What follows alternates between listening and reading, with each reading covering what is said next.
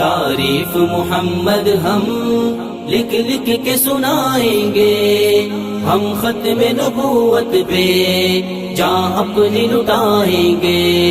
تعریف محمد ہم لکھ لکھ کے سنائیں گے، ہم ختم نبوت پہ جان اپنی لٹائیں گے۔ جھکنا بھی نہیں آتا، بکنا بھی نہیں آتا، ہم جان لٹائیں گے، ڈرنا بھی نہیں آتا، جھکنا بھی نہیں آتا۔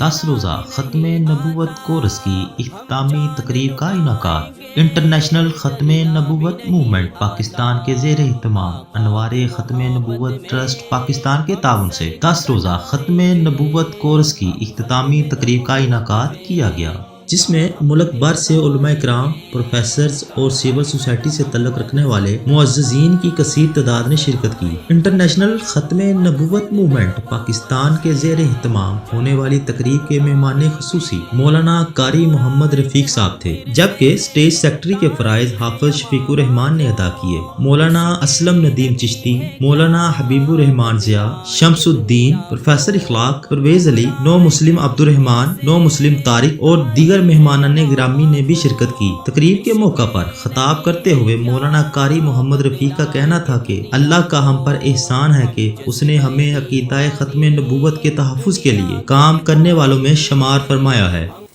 آپ پر کثرت سے درود شریف پڑھیں، یہ حضور کا ہمارے اوپر حق ہے، اور آپ کی اطاعت کریں، یہ آپ کا ہمارے اوپر حق ہے، اور آپ کا دفاع کریں، ساری کائنات کا دفاع وہ ٹھیک ہے، سب کا کریں۔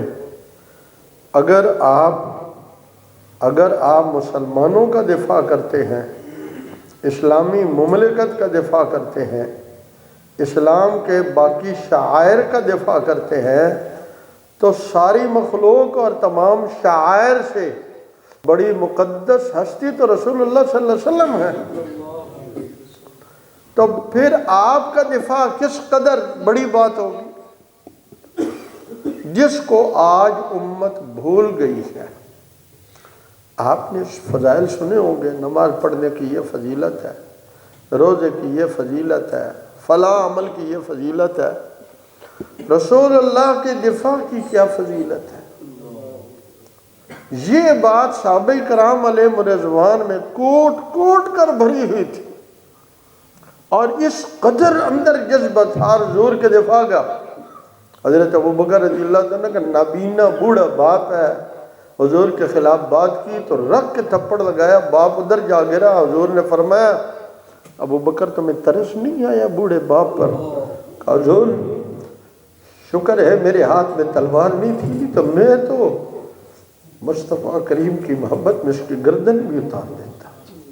تقریب کے موقع پر شرکا کا کہنا تھا کہ فتنہ قادیانیت اس دور کا بہت بڑا فتنہ ہے۔ تمام مسلمانوں پر لازم ہے کہ عقیدہ ختم نبوت کے تحفظ کے لیے بڑھ چڑھ کر اپنا کردار ادا کریں۔ یہ ختم نبوت کی چوکیداری معمولی نہیں، آپ نے سمجھا بس ٹھیک ہے نعرہ لگا دیا چوکیداری ہوگی، نہیں، چوکیداری کا پتہ چلتا ہے جب سامنے بندہ آ جاتا ہے۔